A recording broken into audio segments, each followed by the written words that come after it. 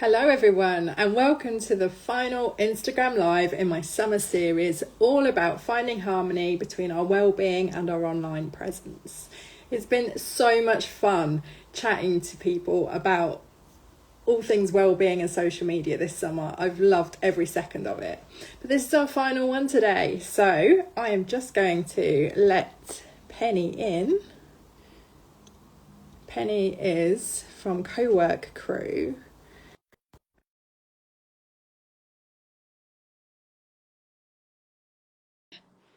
Any second now. Is the technology going to work for us? It is! Yay! Hello. How are you? Yeah, good thanks. How are you? Yeah, I'm good, thank you. I'm trying to understand this weather. Like, we've had so many downpours this morning, and now the sun shines back out, but it's doing nothing for my tech. One minute I'm like sitting in tropical paradise, and the next minute it's dark and grey. So, Same. I've got the blind half up and three lights on and a jumper. yeah. Oh, I love this time of year. But thank you so much for joining me today, Penny. We're going to be having a chat for anyone who hasn't seen the notifications about this chat.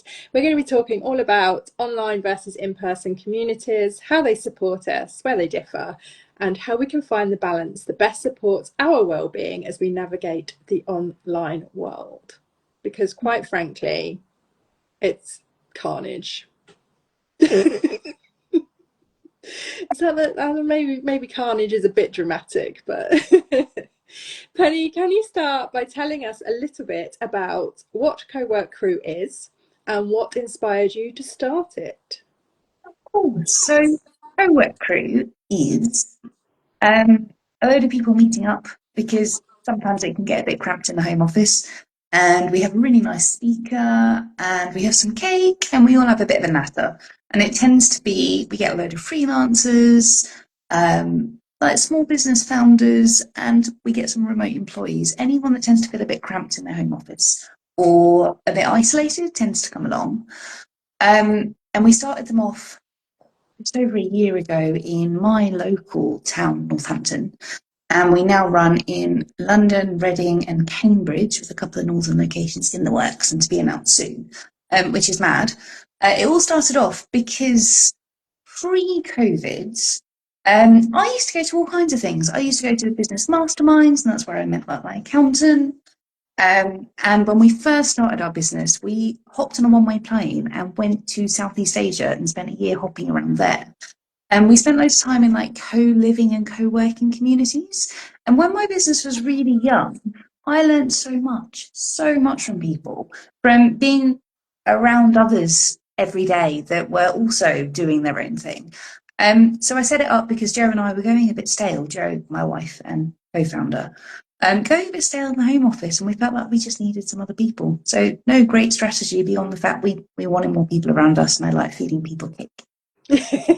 And I have to say, I've been to one of your co-work crew sessions in Northampton because that is my hometown, and the cake is pretty incredible. Oh, it's so good. It's not a secret. It is a company called Exploding Bakery.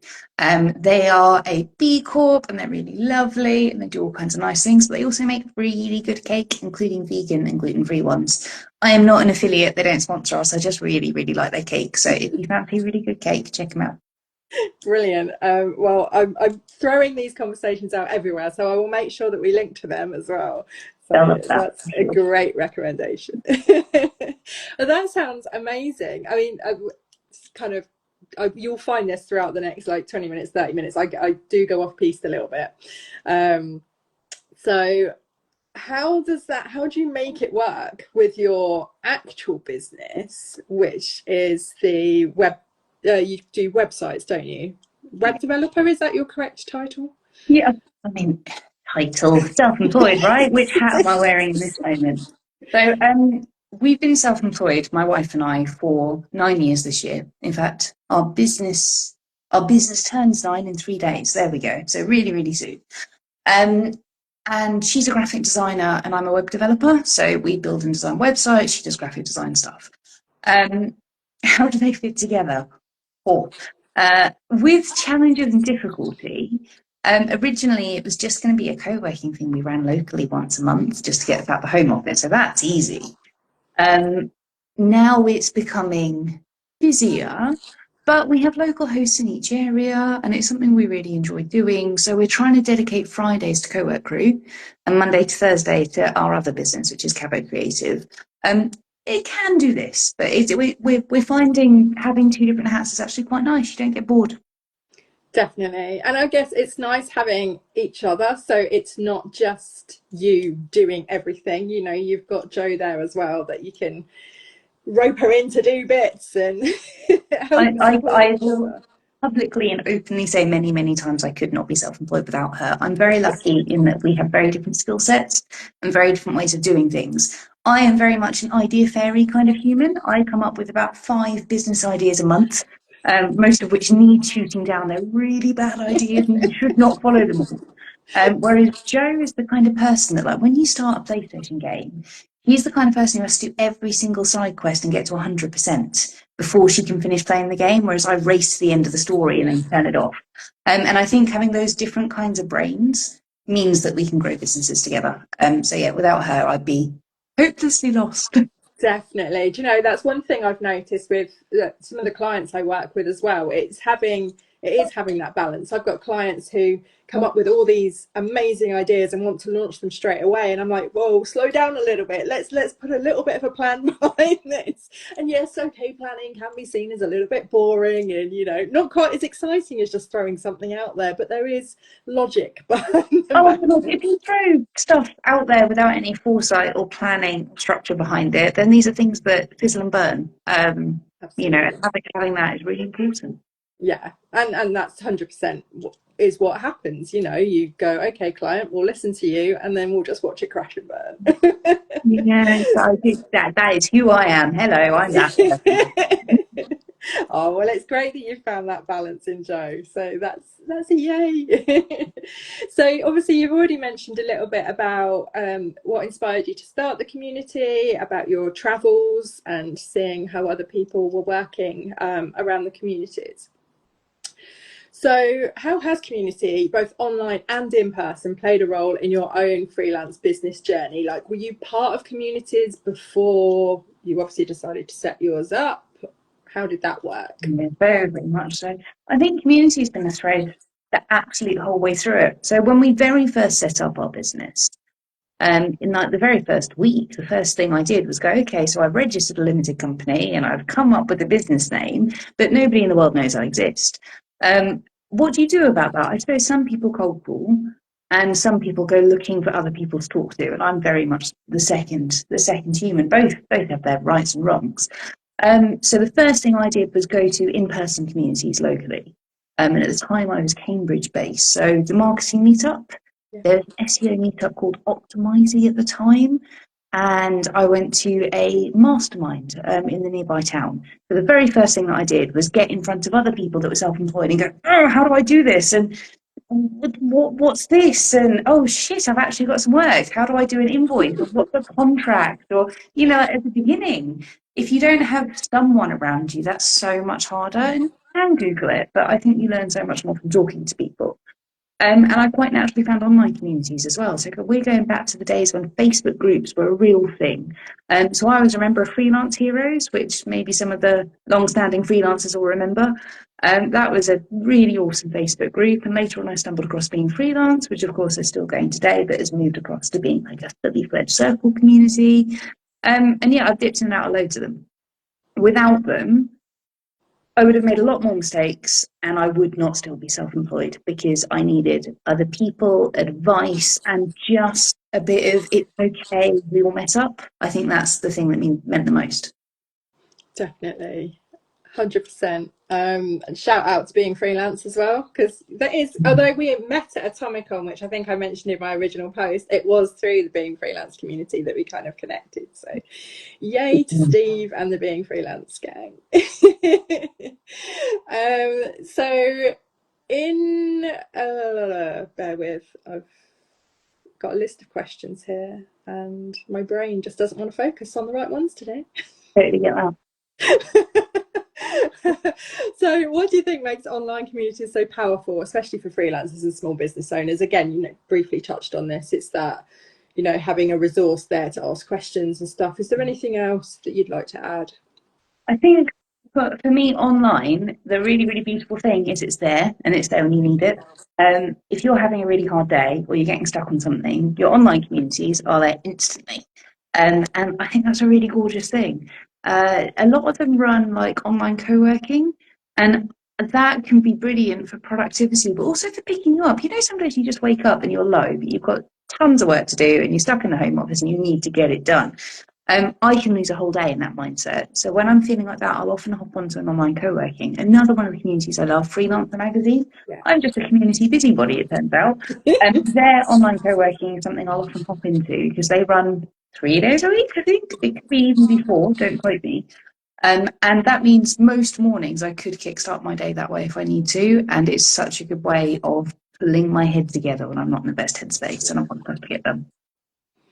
That's brilliant. Yeah, I have to get better at the Freelancer magazine ones. I get the email every week and then I'm like, oh, but something's on that day, or it's just the timing doesn't work. Think But something really important, actually, as an accidental community founder and someone that now knows loads of community founders, you do you. And these communities exist, and they're all lovely, and they're there when you want them. And I don't think anyone should feel pressure. Um, if you take the pressure away, they're a lot more fun, and you should never feel bad for not turning up.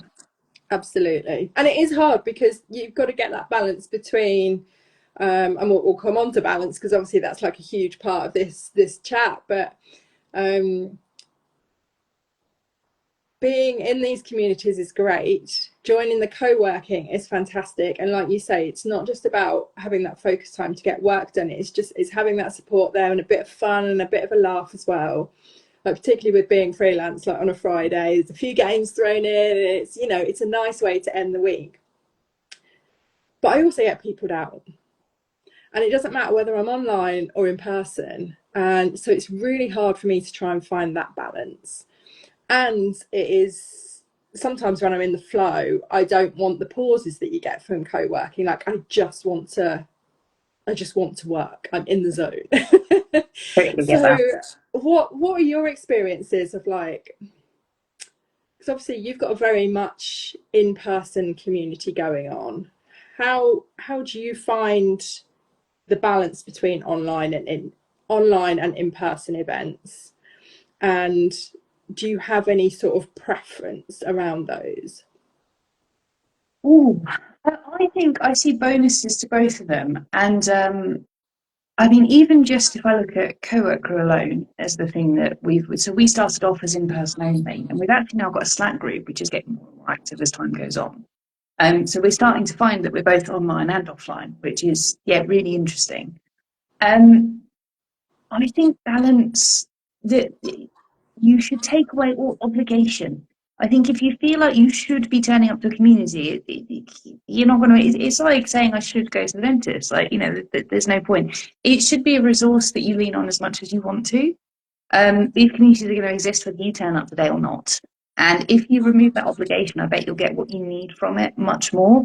If it's, oh God, I really should go to this co-working, whether it's in person or online, because it's at this time, because I feel like I should, that's so upside down and inside out. I've had some people send me messages going, I'm so sorry I can't make this month, being the in-person one. Or so yesterday we ran an online LinkedIn planning session on Zoom, which we do once a month. And I had a couple of people message me saying, I'm so sorry I didn't turn up. And my response always is, don't be sorry. Like, I do not expect anyone to come. They exist when they fit your life. And I'd never want anyone to feel obligated. That's like upside down, inside out. So take away. Definitely. I think sometimes what we're very good at doing as human beings, and it's actually a nice trait to have, albeit we end up putting more pressure on ourselves, is that we want to support Which you is and other gorgeous. communities, and you almost feel like if you're not there, you're letting that person down, and I you're totally get that. And the thing is, it shows how gorgeous all of the people are yeah, that I'm lucky enough to have coming to these events. But I'm very, very deliberate and publicly don't feel bad about it. Because, I mean, even for our own community's longevity, if you feel bad about not coming, you're going to push it to the back of your head as that, oh God, the thing I don't want to deal with because I missed it last month. And yeah. Whereas if it's, hey, turn up when you want. It really doesn't matter. It's no skin off my nose. You know, we're going to run it anyway. It's great. We'd love to see you when it suits your life. Takes all the pressure off you, and you're much more likely to come back because it's not that, oh God, there's that thing that I've ignored and I should, right? That's so right. That's so right. I mean, that is the beauty as well. I mean, I don't know whether what I'd be like if you were on my doorstep, because unfortunately at the moment Cowork Crew doesn't exist in my part of the country. Hopefully one day. But saying that, there are locations that are easy for me to get to, like London and possibly Reading, which, you know, I might come and suss that out at some point. But when I dropped in to Cowork Crew in Northampton, I was back home visiting family. Oh, I've lost you. I wonder if you've still got me.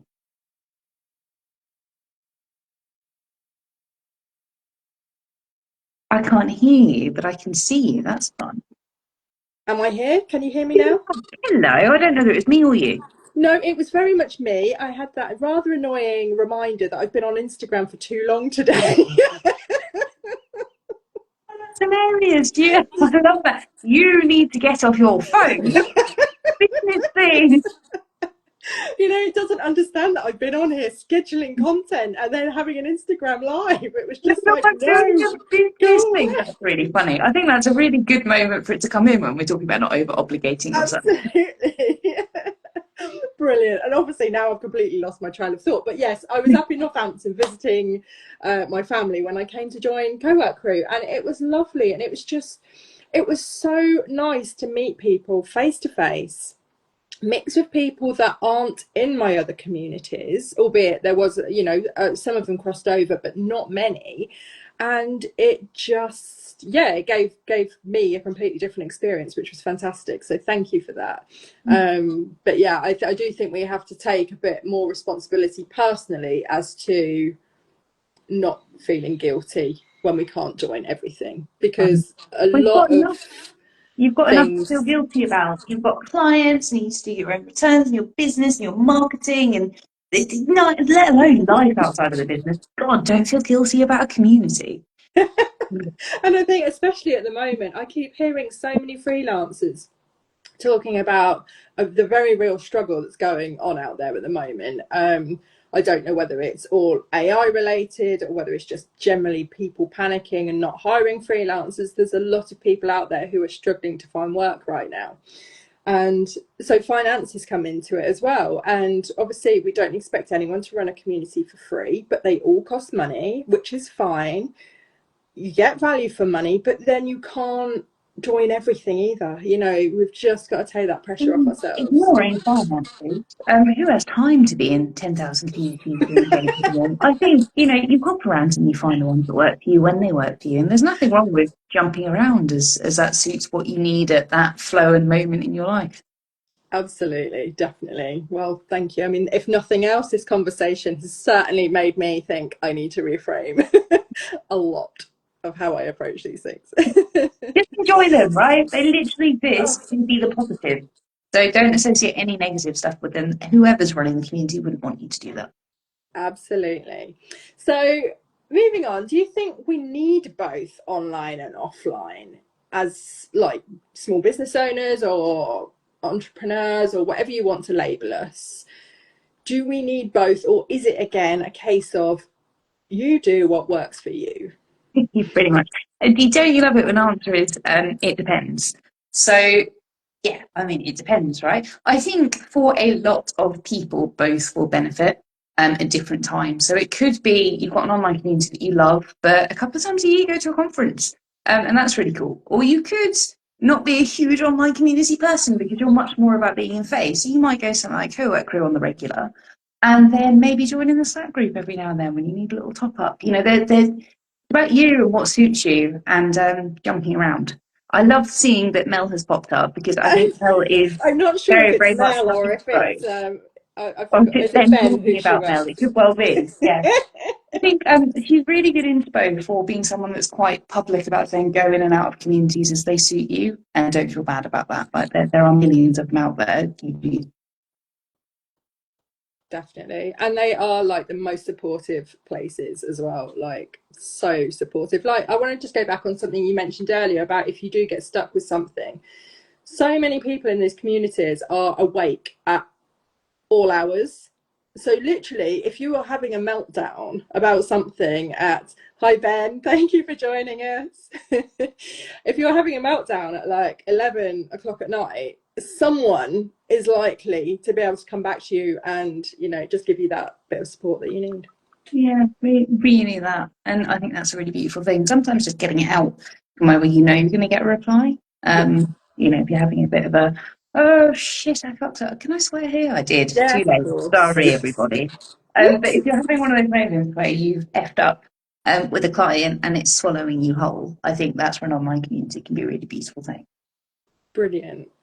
So moving on, for freelancers who often work solo, how can they use community as a tool to boost both their well-being and their work? I think I skipped a question around the well-being benefits of being part of the community, but we've probably ticked a lot of those off anyway. So yeah, how can they use community as a tool to boost their well-being and Well, their I work? mean, humans are social creatures, right? So I'd say it's the primary benefit of community for me is meeting other people. And one of the things that we've done a bit of work recently on Cowork Crew. Now that it's growing, we're like, oh, God, let's treat this seriously. So we asked a load of people what they got from it and looked through the answers. And I think the thing that I've really enjoyed, we've coined this term "lifter uppers" as the people that come to Cowork Crew. And the concept that's come behind it is we notice, when you're sitting there scrolling through socials, and these can be people you know or don't know, you're like, oh God, she's doing so well. Oh my God, they've got a new client. Oh my God, they had how much turnover this month?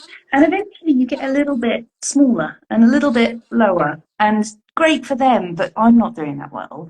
And I'm not sure how I feel. And it's a little bit scary. And then you put a load of freelancers and self employed and remote, but people that have similar challenges in a room together for a day. And they sit down next to each other and they start to be really open and honest about some of the struggles that they have or the things that haven't gone so well. And you watch people, A, support each other, but B, get a little bit taller.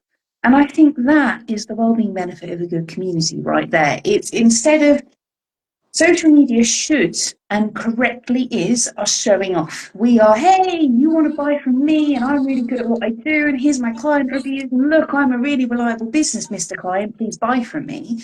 Community is this is how I'm really feeling today and this is a bit tough and how do I deal with it? Oh God, you've gone through the same thing. And I think that for me is the well-being beauty of a really healthy, good community. Definitely, and I know one thing that I love about following you. I mean, Penny, you largely hang out on LinkedIn, don't you? You're very very present on LinkedIn, and I love the fact that you show your vulnerable side on LinkedIn as well as your professional side. But I think that's a good thing because it does make us more human. I've always tried to, it's a bit of an ick word for some people, but I've always tried to be authentic on my social media. I want people to know that I suffer with anxiety. I want people to know that I've had at various points in my life imposter syndrome, um, and the warts and all stuff that goes on behind the scenes as well.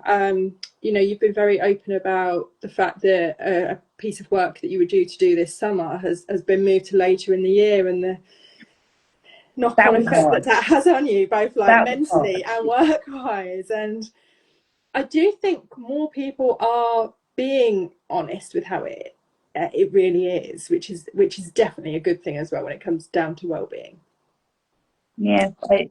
I agree with that. I think it's a very deliberate choice, especially when we start. I started it with Cabo because I am who I am, and decided to be a bit more public because I don't know. I stepped into that space, but with Cowork Crew, it's been a really nice thing for me. Actually, I find the more vulnerable I am, the more relatable I am, and the more people feel comfortable coming to our events and the more they get comfortable and it's a really kind of beautiful circle. So yes, I am super open on LinkedIn, maybe too much some would say, but it's No, I love a it. maybe nice thing.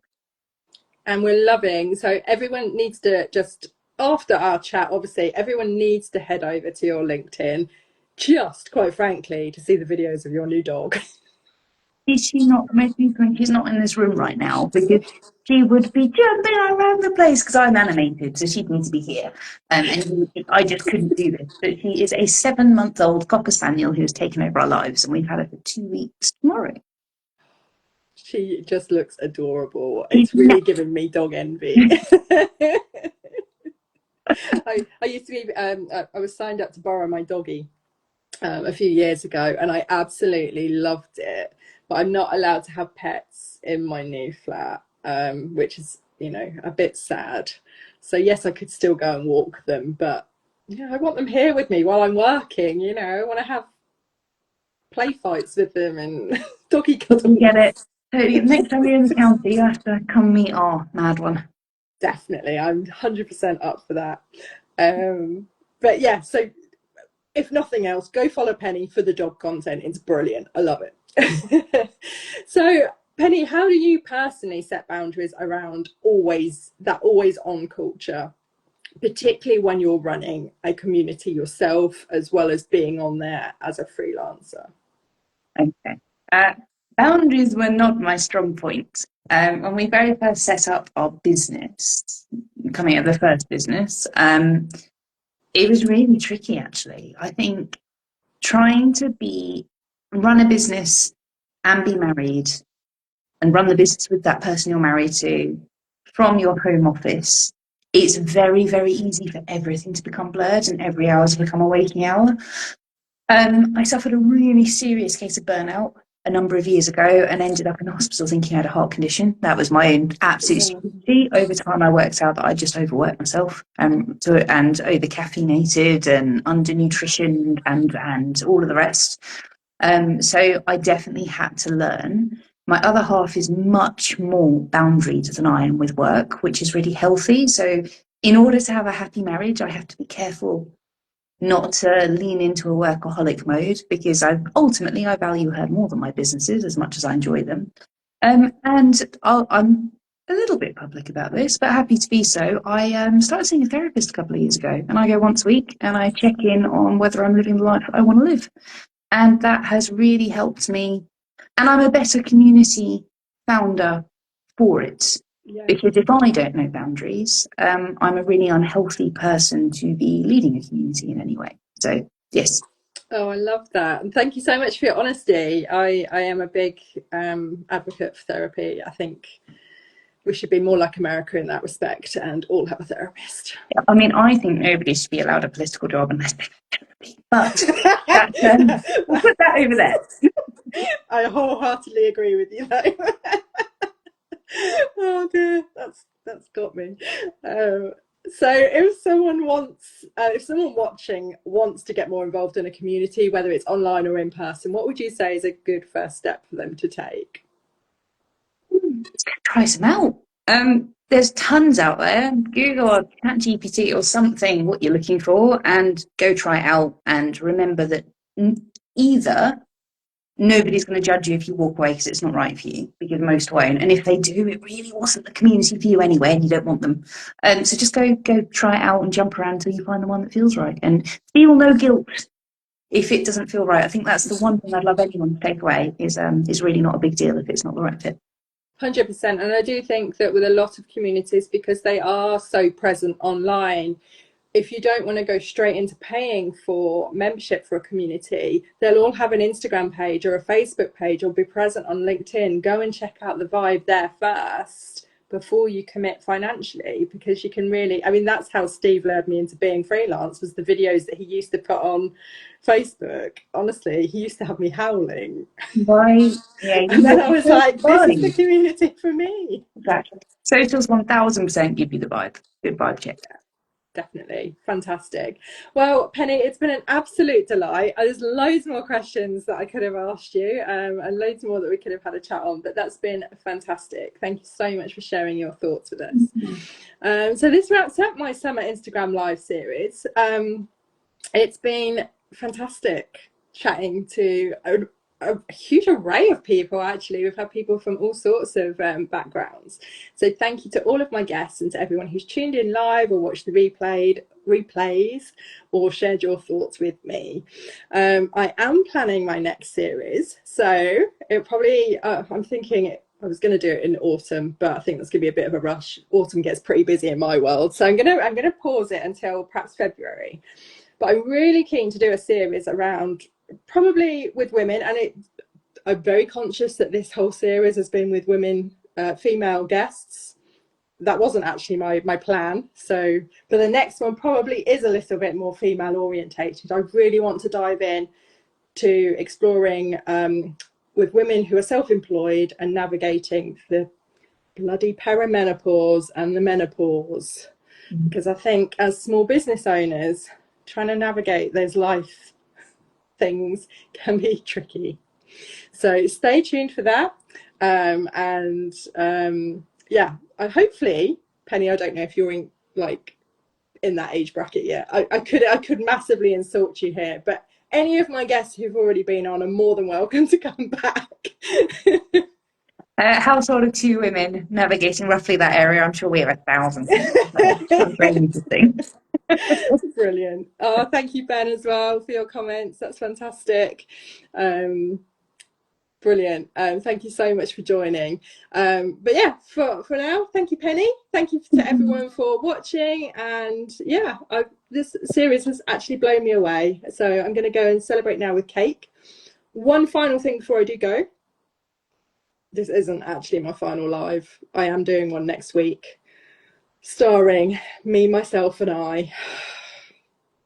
So I've played host for the whole of this series, and next week I'm pushing myself out of my comfort zone, and I'm coming to do a session where I just probably talk bollocks for 20 minutes, but you know, we'll see how it goes. So hopefully see some of you there too. All right, for now, thank you so much, and we'll see you soon. Bye. Thanks, Penny.